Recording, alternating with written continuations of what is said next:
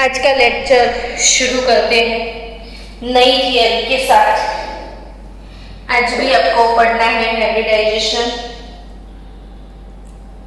Topic है hybridisation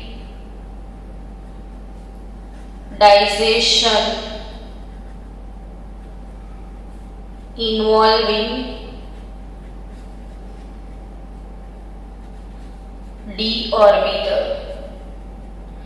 जिसमें D orbital भी होता है, वैसा कोई हाइब्रिडाइजेशन हम सीखते हैं। सबसे पहले एक चीज ये बता दूं कि ये हाइब्रिडाइजेशन डी ऑर्बिटल वाला कैसे कैसे हाइब्रिडाइजेशन आते हैं। जैसे आपने सीखा था पी वाला कल कि sp होता है, sp2 होता है, sp3 होता है। जितनी जरूरत है उतना ही हाइब्रिडाइजेशन होता है। तो डी में कैसे कैसे होते हैं, तो डी में sp3d हाइब्रिडाइजेशन होता है और dsp3 भी होता है। तो sp3d dsp3 ये सारे हाइब्रिडाइजेशन मैंने बोले आपको कि अब 11th और 12th मैक्सिमम बहुत सारे चैप्टर में ये चीजें आने वाली है। 12th में आप एक चैप्टर सीखोगे कॉम्प्लेक्स कंपाउंड।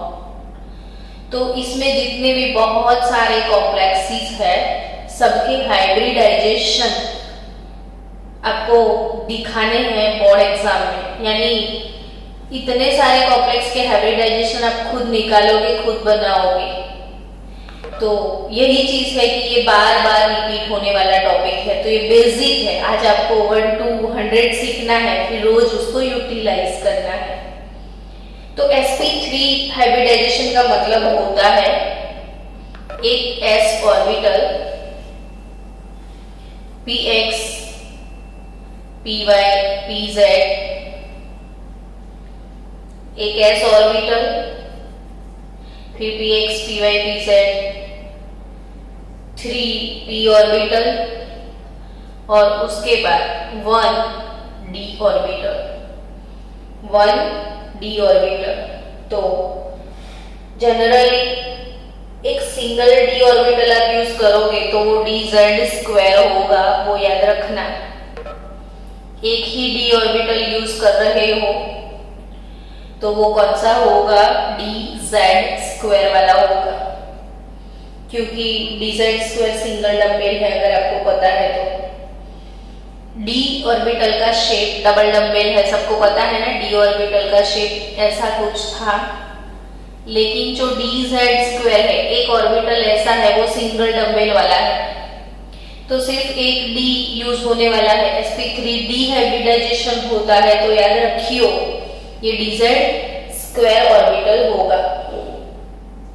और dsp3 तो ये आउटर बाहर लास्ट वाला d यूज होगा, और अंदर है तो inner dz² plus s plus px py pz।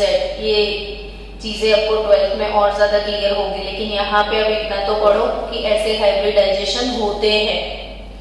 sp3d भी होता है, dsp3 भी होता है। जब एक d यूज होता है तो वो dz² होता है। अब क्वेश्चन आएगा आपके दिमाग में, मैडम इसका शेप कैसा होगा, है ना। सबके शेप आपको अच्छे से लर्न करने, इसलिए मैं बोल रही थी वीडियो बनाओ।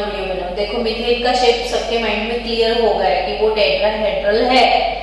जिन लोगों ने वीडियो बनाया उनका तो 100% क्लियर ही हो गया ना ये चीज कि मिथेन का शेप टेट्राहेड्रल है। आज जितने बच्चों ने मिथेन का वीडियो भेजा है वो सब बच्चे इसका शेप बना के मुझे जरूर भेजना। आपके पास बॉल्स वगैरह पड़े हैं, डोमेस्टिक चीजें भी घर में है जिसको आप यूटिलाइज कर सकते हो। तो ये दोनों खास याद रखना। कितने ऑर्बिट्स है वो देखो, 1 2 3 4 5, 1 2 3 4 5, यानी कि 5 ऑर्बिटल्स हैं। तो 5 ऑर्बिटल्स जब बनती है तो कौन से शेप में अरेंज होती है? Shape does matter here. Shape आपको सीखना है सबका। कोई भी हाइब्रिडाइजेशन तो शेप कैसा है वो क्विक माइंड में ऐसे आना चाहिए, क्विकली। ये वाला हाइब्रिडाइजेशन यही shape, sp linear, sp2 triangular planar, sp3 tetrahedral, sp 180 degree का एंगल, sp2 120 डिग्री का एंगल, sp3 109 डिग्री 30 मिनट का एंगल। तो ये चीजें क्लियर होनी चाहिए। अच्छा, एक चीज मैं आपको बता दूं कि मैंने कल आपको डेली प्रैक्टिस प्रॉब्लम भेजा था। इसमें सपोज ऐसा कोई कंपाउंड है CH3, CH double bond CH, C triple bond C, CH2 CH3। अगर ऐसा कोई कंपाउंड है तो ये वाले कंपाउंड में आपको कार्बन कौन से हाइब्रिडाइजेशन में है वो चेक करना है। तो कैसे आंसर देना है देखो, समझो कि CH3 यानी कार्बन सिंगल बॉन्ड में है, ये वाला कार्बन सिंगल बॉन्डेड है, तो इसका हाइब्रिडाइजेशन होगा sp3। ये वाला कार्बन यहाँ डबल बॉन्ड में है तो इसका हाइब्रिडाइजेशन होगा sp2।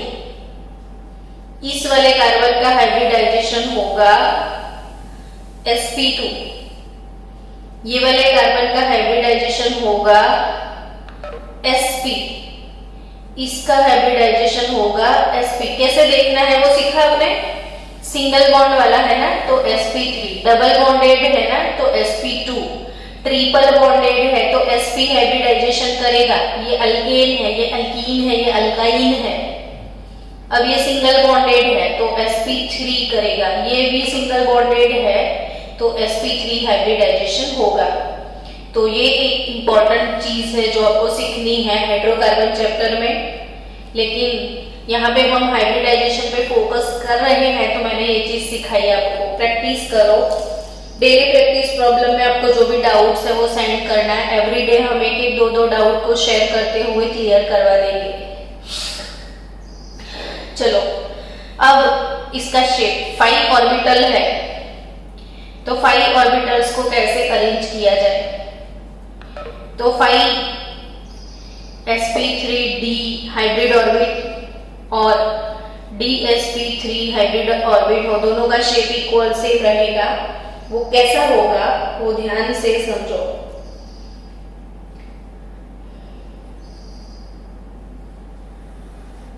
ये मैंने ट्रायंगल बनाया तो ट्रायंगल में अगर मैंने AB6 AB5 टाइप का अगर मॉलिक्यूल है कोई, फॉर एग्जांपल PCl5 है, तो यहाँ पे सेंट्रल एटम फॉस्फोरस, ये 3 इक्विटोरियल बॉन्ड, ये इक्विटोरियल पोजीशन पे है और 2 ऑर्बिटल ऐसे एक्सियल पोजीशन पे होगी, अप एंड डाउन। अब इसको कैसे समझोगे? मेरे पास वेट फॉर 1 मिनट।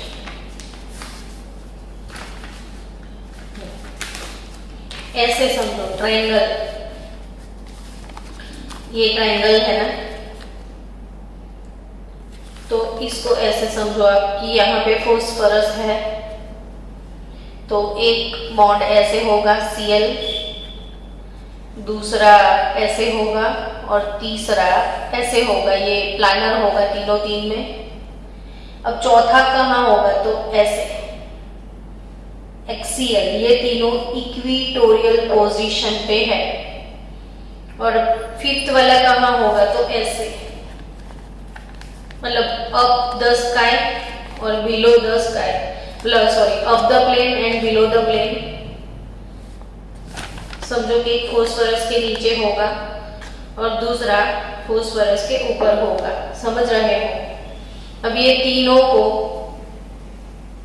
इसके साथ कनेक्ट किया जाए तो आपको पता है ना कि ये तीनों को इसके साथ आप कनेक्ट करोगे तो एक पिरामिड मिलेगा आपको। आपने पिरामिड देखे हुए हैं, बेस का कोई शेप होता है और सारी वॉल एक पॉइंट में मिल जाती है, तो ये ऐसे एक पॉइंट से मिलेगा तो एक पिरामिड शेप बनेगा। तो बेस ट्रायंगल है, एक पिरामिड ऊपर बनेगा और दूसरा पिरामिड ऐसे नीचे बनेगा। समझ रहे हो? बेस ट्रायंगल है, एक पिरामिड ऊपर और दूसरा पिरामिड नीचे। आप ऐसे बनाना, देखो यहाँ पे कुछ डाल देना टूथपिक से, यहाँ पे क्लोरीन, यहाँ पे क्लोरीन, यहाँ पे क्लोरीन, ट्रायंगल हो गया। एक दो एक्सियल पोजीशन पे, ये वाले एक्सिस पे एक डाल देना, एक नीचे, तो ये वाला शेप हो जाएगा। बेस ट्रायंगल है तो ट्रायंगुलर बाय पिरामिडल शेप मिलेगा आपको, triangular bye pyramidal shape. sp3d या d sp3 हाइब्रिडाइजेशन है तो अब इन तीनों को कनेक्ट किया जाए ऊपर वाले से और तीनों को कनेक्ट किया जाए नीचे वाले से। इसमें सबसे ज्यादा अनसिमेट्री होती है, सबसे अनसिमेट्रिकल मॉलिक्यूल अगर कोई है तो ये वाला हाइब्रिडाइजेशन। सिमेट्री काफी कम है इसमें। तो ये axial, two bonds are in axial position and 3 bonds are in equatorial position. This is PCl5 and shape is triangular bipyramidal. Obviously आप समझ सकते हो कि अगर एक ट्रायंगल बना तो ये जो बॉन्ड एंगल है वो 120 डिग्री के होंगे, ये बॉन्ड एंगल 120 के होंगे और जो ये ऐसे है तो वो उसके साथ 90 डिग्री का होगा। अंदर नीचे वाले ट्रायंगल वाले 3 120 डिग्री के होंगे और अप एंड बिलो वाला ये बॉन्ड इस सब के साथ 90 डिग्री का होगा, इसलिए इसमें सिमेट्री नहीं है। आपने देखा बाकी सब में सारे बॉन्ड एंगल सेम थे, यहाँ पे अलग अलग बॉन्ड एंगल है। ये 3 120 डिग्री वाले हैं और ये दो जो है अप एंड बिलो वाले वो 90 डिग्री के हैं। तो ये है हमारा हाइब्रिडाइजेशन sp3d जिसका शेप होगा ट्रायगोनल बाय पिरामिडल। यानी जब कभी आप फाई लिखो तो हमेशा याद रखो फाई यानी 3+2 का स्कीम, फाई यानी 3+2 वाला स्कीम। कभी भी किसी का भी शेप निकालना है तो 2 बाहर निकाल दो, बचे 3, 2 निकाल दिया बचे 3, 3 पे ट्रायंगल बन जाएगा। अब ऐसा क्यों बोला? तो 6 वाला सोचो। चलो मैं आपको 6 वाला शेप समझाऊं कि अगर sp3d2 हाइब्रिडाइजेशन हुआ है, एक d एक्सेस हो गया, या फिर d2sp3 हाइब्रिडाइजेशन हुआ है तो अल्टीमेटली एक s होगा, px py pz तीनों होंगे और 2 ऑर्बिटल्स d वाले होंगे, dz² और dx² माइनस y², ये दोनों होंगे जब sp3d2 हाइब्रिडाइजेशन होगा। ये नीट में पूछते हैं ये क्वेश्चन कि d2sp3 या sp3d2 हाइब्रिडाइजेशन में कौन सा d ऑर्बिटल यूज होता है, तो वो कौन सा d ऑर्बिटल यूज होता है? dz² और dx² माइनस y² यूज होता है। तो ये एमसीक्यू नीट का है, याद रखना। तो अगर ये हाइब्रिडाइजेशन हुआ तो 1 2 3 4 5 और 6 ऑर्बिटल डेवलप होंगे। तो जब 6 ऑर्बिटल डेवलप होंगे तो 6 का शेप कैसा होगा, उसका एक एग्जांपल है SF6। हम ये 2 एग्जांपल अभी करने वाले हैं। तो SF6 जो है 6 6 तो 4+2 कर दो, 6 आया ना तो 4+2। अब 4 क्या है तो 4 मतलब जब बेस 4 है तो ऐसा 4 बॉन्ड ऐसे अरेंज हो जाएंगे, यानी बेस स्क्वायर हो जाएगा। फिर एक ऐसे होगा और दूसरा ऐसे होगा, ऑक्टाहेड्रल शेप और ट्राइगोनल बाइपिरामिडल शेप, ये दोनों शेप मुझे जरूर भेजना बच्चों, मॉडल बना के, जो भी बना सकता है। समझ रहे हो? ऐसे एक स्क्वायर ऊपर होगा तो चारों चार इसके साथ कनेक्ट करने हैं, वैसा ही एक नीचे होगा तो चारों चार उसके साथ कनेक्ट करने हैं। मैं बताती हूँ, देखो 4 जो है 4, तो 4 के लिए स्क्वायर,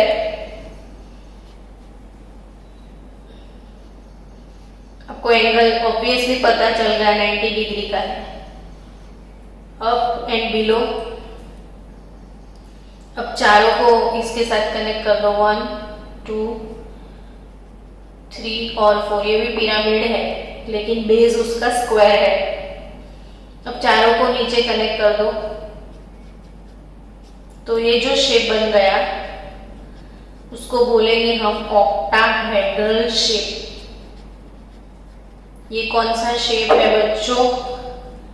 ऑक्टाहेड्रल शेप। 5 पे triangular bipyramidal, trigonal bipyramidal, और 6 के ऊपर ऑक्टाहेड्रल। 5 है तो 3 + 2 का स्कीम है, 6 है तो 4 + 2। तो बाय द वे आपको क्वेश्चन अभी और राइज होगा। आपने कौन कौन से हाइब्रिडाइजेशन पढ़ा है मैडम अभी? याद करो। तो मैंने आपको सिखाया sp 3d, फिर dsp3, फिर मैंने सिखाया d2 sp3 और sp3d2। अब मैं सिखा रही हूँ नेक्स्ट sp3d3। ऐसा होता है? तो हाँ, ऐसा भी होता है। हमको और ऑर्बिट चाहिए तो हम और ऑर्बिट ले लेंगे, और sp3d3 हो सकता है तो sp3d3, और हाइब्रिडाइजेशन अगर है तो एक s यूटिलाइज होगा, px py pz plus bk dxy dyz dzx, ये तीनों प्लेन वाली ऑर्बिटल यूज होगी इसमें। तो टोटल यहाँ पे 7 ऑर्बिटल्स मुझे मिलने वाले हैं। तो 7 ऑर्बिटल्स अगर है तो स्कीम कौन सा रहेगा? 5 + 2 का, यानी बेस में 5 ऑर्बिटल चले जाएंगे। जग रहे हो कि सो रहे हो बच्चों? सो तो नहीं गए सब? अरे मैडम आज ये क्या करवा रहे हो, सुबह सुबह नींद आ रही है? नहीं हो रहा है ना ऐसा कुछ? ठीक है, मुझे विश्वास है नहीं सोए होंगे। आपको मॉडल भी तो बनाना है सबका, सभी शेप का, ये इंपॉर्टेंट्स हैं सारे। तो अगर sp3d3 हाइब्रिडाइजेशन है तो s px py pz, और d के 3 कौन से वाले? आपको d के 5 ऑर्बिटल पता है कि भूल गए हो? d में 5 सब ऑर्बिटल्स होते हैं, dxy dyz dzx dx² - y² और dz²। तो इसमें से ये वाले 3 मैंने यूज किए। और अगर 5 है तो ऐसा एग्जाम्पल कोई हो सकता है तो IF7। तो ये एग्जाम्पल की बात की जाए तो 5 + 2 कैसे होंगे? तो 5 जिसमें कॉर्नर होते हैं वो क्या होता है? तो पेंटागन होता है ना।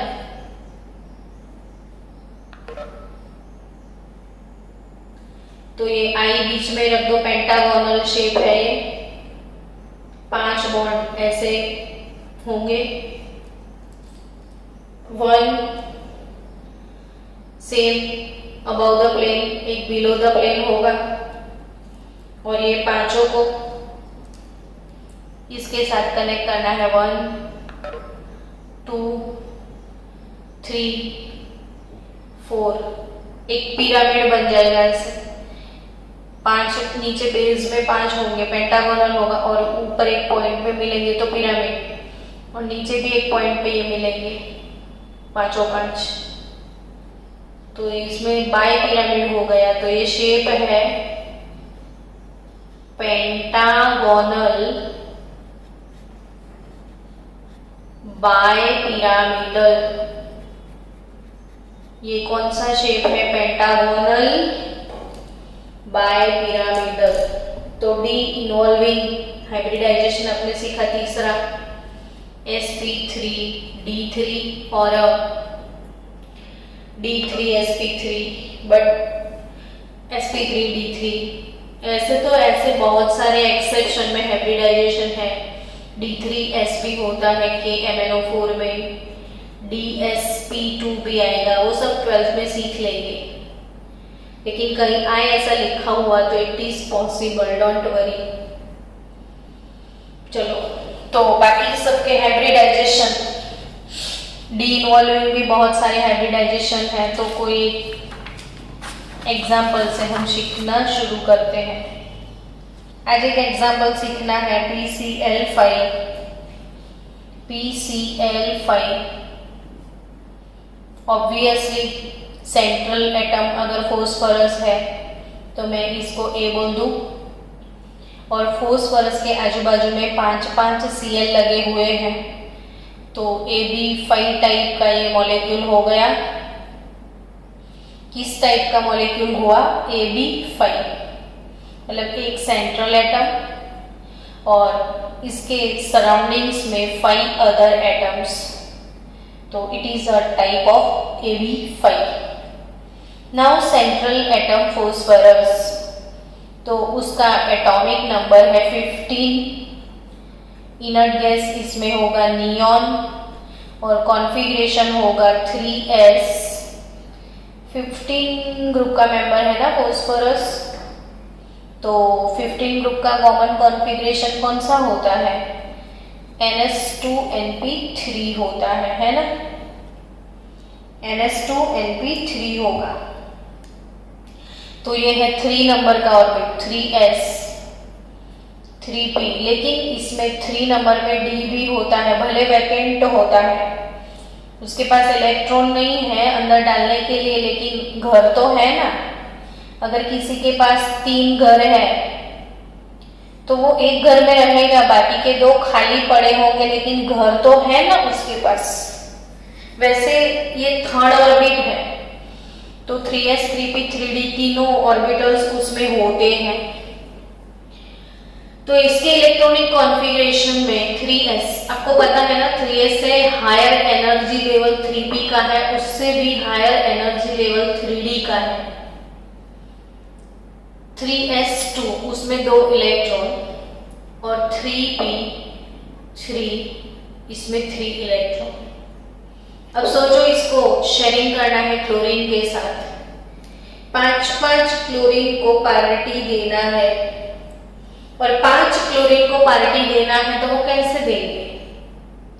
यहाँ पे तो पार्टी प्लॉट हमारे पास 3 ही है, एक हमारा, फिर डाल दो एक तुम्हारा, तो यहाँ पे शेयरिंग के चांसेस है, यहाँ पे है, यानी पार्टी प्लॉट में सिर्फ 3 जगह खाली है, 2 नहीं है। तो व्हाट विल हैपन? तो जब Cl के इंटरेक्शन में आएगा फोस्फोरस, तो ऑब्वियसली ये इसका ग्राउंड स्टेट है, फोस्फोरस चला जाएगा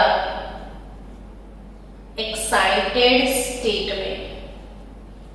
तो लोअर एनर्जी से इलेक्ट्रॉन जंप करके हायर एनर्जी ऑर्बिट में चले जाएंगे। यानी कैसे होगा ये समझो, आपको पेयरिंग जहां दिखता है वहीं से होगा। आपको पेयरिंग कहां से दिख रहा है? तो S में है, तो S का एक इलेक्ट्रॉन, S का एक इलेक्ट्रॉन जंप मार के D में आ जाएगा। देखो ये एक्साइटेड स्टेट कॉन्फ़िगरेशन, ये भी नीट में क्वेश्चन था एक बार कि what is configuration of phosphorus in excited state, तो it is 3s1 3p3 3d1। Excited state में क्या कॉन्फ़िगरेशन है? 3s1 3p3 3d1। डन। अब होगा हाइब्रिडाइजेशन। कौन सा? तो एक s यूज करेंगे, 3p यूज करेंगे और एक d हम यूज करेंगे, और एक ही d यूज करना था तो हमने बोला था कि वो dz² होगा। ये हाइब्रिडाइजेशन होगा sp3d। तो ऐसे सारे sp3d ऑर्बिटल्स मिक्स हो जाएंगे। आई थिंक यहां से आप देख सकते हो, देखो 1s, फिर px py pz ये स्फेरिकल, फिर px py pz 1 2 3 dumbbell, dumbbell और dz² भी डंबल, तो 1 2 3 4 और 5 ऑर्बिटल का मिक्सिंग होके नई 5 sp3d हाइब्रिडाइजेशन ऐसे ट्राइंगल और एक एक्सियल, इक्विटोरियल और एक्सियल पोजीशन पे अरेंज होगा और ट्राइगोनल बाइपिरामिडल शेप डेवलप करेगा। ट्राइगोनल बाइपिरामिडल शेप डेवलप करेगा। तो नाउ फॉस्फोरस इन PCl5 कैसा होगा? नियॉन।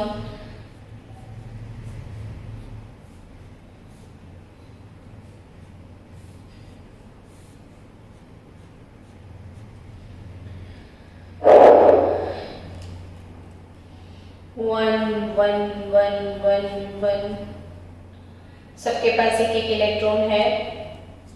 अब इसमें क्लोरीन का एक एक इलेक्ट्रॉन आ जाएगा, शेयरिंग हो जाएगा, और ये वाला PCl5 मॉलिक्यूल बन जाएगा। तो ये सारे जितने भी पेयर आपको दिखते हैं, आपने देखा ध्यान से, all are bonding electron pair, all are bonding electron, सब बॉन्डिंग है, पांचों पांच बॉन्डिंग इलेक्ट्रॉन पेयर है, बॉन्डिंग में पार्टिसिपेट करने वाले हैं। तो 5 बॉन्डिंग पेयर्स। अब शेप बनाओ। तो ये फॉस्फोरस, मुझे बताना बच्चों मीटिंग का एंडिंग टाइम। क्लोरीन, क्लोरीन और क्लोरीन, ये इक्विटोरियल बॉन्ड्स हैं। अब एक्सियल बॉन्ड, ये क्लोरीन और क्लोरीन, और सबको तीनों को कनेक्ट करना है अप वाले पॉइंट से, और ये एक पिरामिड बन गया। और तीनों को डाउन वाले पॉइंट से कनेक्ट करो तो दूसरा पिरामिड मिलेगा आपको, और शेप होगा trigonal bipyramidal shape. Trigonal bipyramidal shape PCl5 का, जिसमें ये वाले बॉन्ड 90 डिग्री के हैं 2, और ये Cl अगर पूरा पूछे तो 180 का होगा, और ये वाले बॉन्ड 120 डिग्री के हैं। तो ये हो गया PCl5 विथ sp3d हाइब्रिडाइजेशन। ना SF6 मैंने 5 मिनट दिए, अब खुद कर सकते हो SF6। चलो अब ट्राई करो SF6 के लिए। हेलो एवरीवन, आप इलेक्ट्रॉनिक कॉन्फ़िगरेशन लिखो, ट्राई करो, फिर मेरा turn. SF6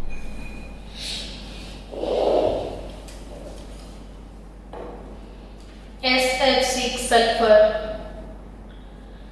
Z is equal to 16, ground state configuration neon. 16 number के ग्रुप का कॉमन कॉन्फ़िगरेशन होता है NS2NP4, इसका होगा 3s2 3p4। आपने देखा कि कॉन्फ़िगरेशन के बिना केमिस्ट्री का पत्ता भी नहीं हिलता। जब तक कॉन्फ़िगरेशन नहीं, जब तक पीरियोडिक टेबल नहीं, जब तक चैप्टर 3 नहीं, तब तक केमिस्ट्री नहीं। तो केमिस्ट्री की जो किडनी है, किडनी वो है चैप्टर नंबर 3।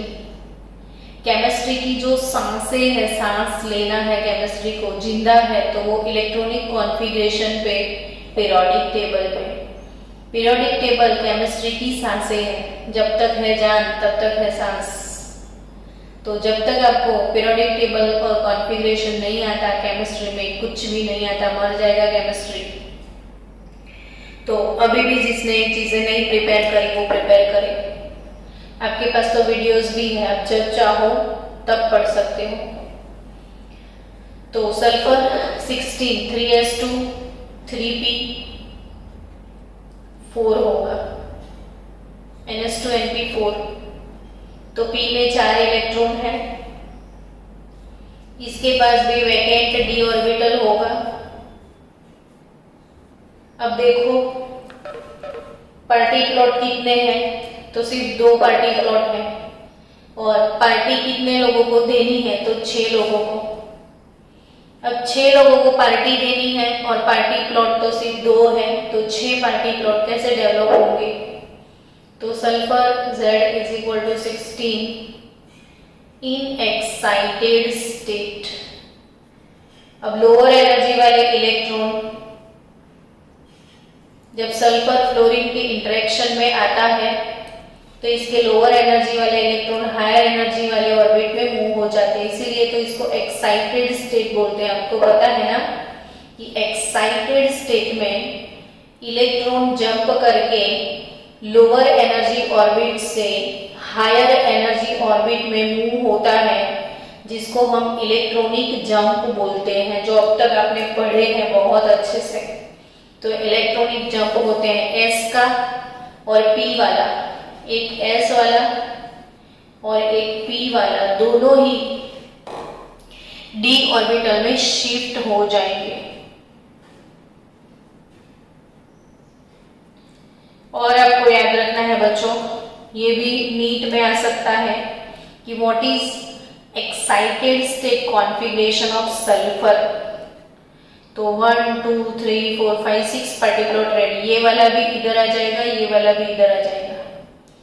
तो ऑब्वियसली अब तो काम हो गया आपका।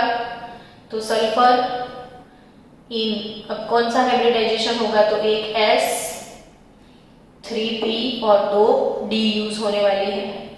तो sulphur in sp3d2 hybridisation, neon, ये सारे मिक्स हो जाएंगे और नई ऑर्बिट डेवलप करेंगे। आप ऐसे भी लिख सकते हो sp3d2, क्योंकि सबका एनर्जी लेवल सेम हो गया ना अब तो ये 1 2 3 1 2 3 4 5 6 और बच गए 2 d ऑर्बिटल। तो इसमें नहीं 3d ऑर्बिटल बचेंगे ना, 1 2 यूज होंगे तो 3d ऑर्बिटल और ये sp3d2 सब में एक एक इलेक्ट्रॉन सल्फर का है और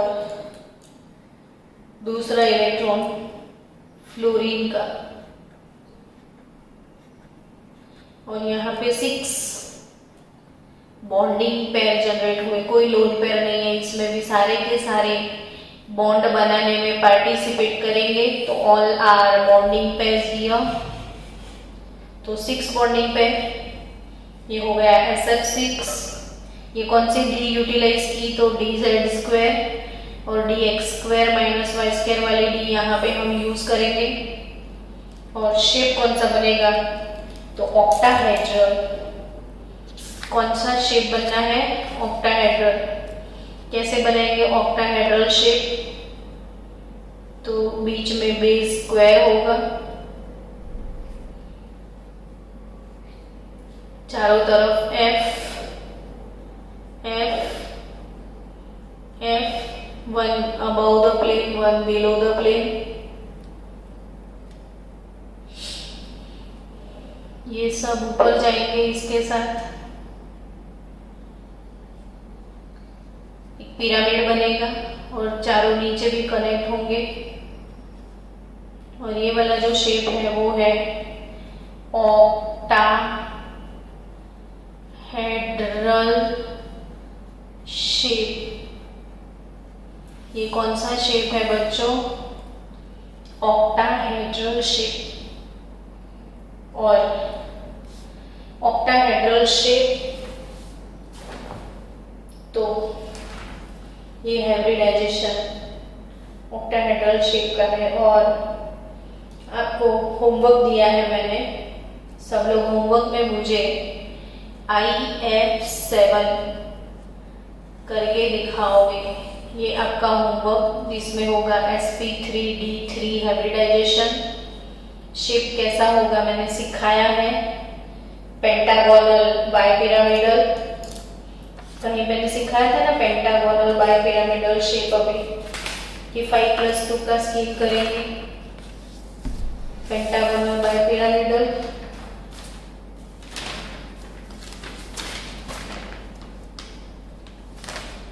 चलो तो हाँ meeting will end in 2 minutes. हाँ meeting will end in 2 minutes. हाँ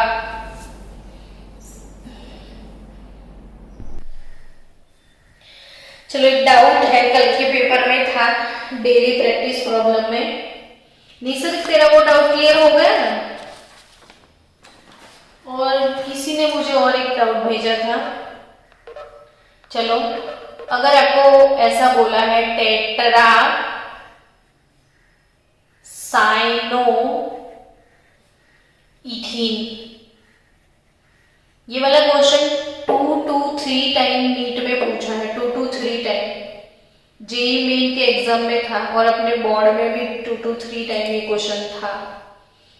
तो ये बहुत मस्त इंपॉर्टेंट क्वेश्चन है। टेट्रासाइनोइथीन और टेट्रासाइनोइथीन में कितने सिग्मा एंड पाई बॉन्ड्स होते हैं?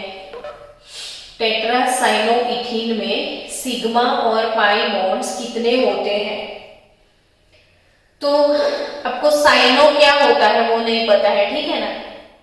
तो साइनो मीन्स CN, साइनो या साइनाइड। ये साइनो या साइनाइड है, CN-, ये साइनाइड है। और इसमें कार्बन और नाइट्रोजन दोनों के बीच में ट्रिपल बॉन्ड होता है। कार्बन और नाइट्रोजन दोनों के बीच में ट्रिपल बॉन्ड होता है, ट्रिपल बॉन्ड। अब टेट्रासाइनो, टेट्रा का मतलब होता है 4, यानी कि हमारे पास 4 साइनाइड होंगे, है ना? तो टेट्रासाइनो इथीन क्या है वो समझते हैं। इथीन ऐसा तो इसने बोल ही दिया है ना। तो इथीन का स्ट्रक्चर सबको पता है कि C डबल बॉन्ड C और 4 हाइड्रोजन होते हैं। ये इथीन का स्ट्रक्चर है। लेकिन यहाँ पे चारों हाइड्रोजन का सब्स्टिट्यूशन साइनाइड से हो गया, यानी 4 हाइड्रोजन यहाँ पे नहीं है इथीन के। 4 हाइड्रोजन के ऑप्शन में यहाँ पे हमारे पास 4 CN आ गए। तो अब इसका नाम क्या बनेगा? तो नाम बनेगा, ये बेसिक मॉलिक्यूल इथीन है और 4 CN लगे हुए हैं, तो नाम हो जाएगा टेट्रासाइनोइथीन, टेट्रासाइनोइथीन। अब जहां सिंगल लिखे वो सिग्मा, डबल लिखे तो एक सिग्मा एक पाई, ठीक है? तो हम सिग्मा बॉन्ड काउंट करते हैं। चलो यहीं से शुरू करें। एक सिग्मा 1 2 3 4, फिर ये वाला भी सिग्मा 5 6 7 8 9, तो इसमें 9 सिग्मा बॉन्ड्स है। अब पाई बॉन्ड जो डबल होते हैं वो पाई, तो 1 2 3 4 5 6 7 8 और ये वाला 9, तो इसमें 9 सिग्मा और 9 पाई बॉन्ड्स होंगे। इसमें 9 सिग्मा बॉन्ड और 9 पाई बॉन्ड होंगे। हम रोज ऐसे 1-2 क्वेश्चन की प्रैक्टिस करेंगे ताकि हमारे बहुत सारे एमसीक्यूज कवर हो पाए। तो एक इम्पोर्टेंट एमसीक्यू था ये कि जिसमें 9 सिग्मा और 9 पाई बॉन्ड्स होते हैं। मैं आपको एक कंपाउंड का नाम बताती हूँ। ये है बेंजीन, जिसमें 3 डबल बॉन्ड होते हैं और ये बेंजीन के ऊपर मैंने मिथाइल लगा दिया।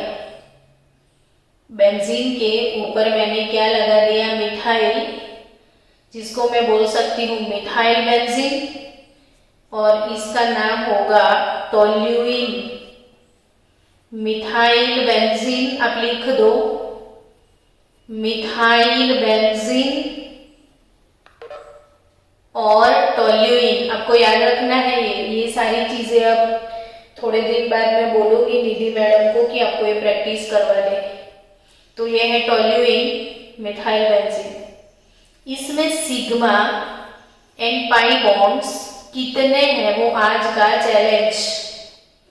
तो आज का चैलेंज मैंने कौन कौन सा दिया? एक आपको IF7 बनाना है और दूसरी आज की चैलेंज में टोल्यूइन, इसमें मिथाइल बेंजीन जिसको बोलते हैं, उसमें सिग्मा और पाई बॉन्ड्स कितने हैं वो आप मुझे सिखाओगे।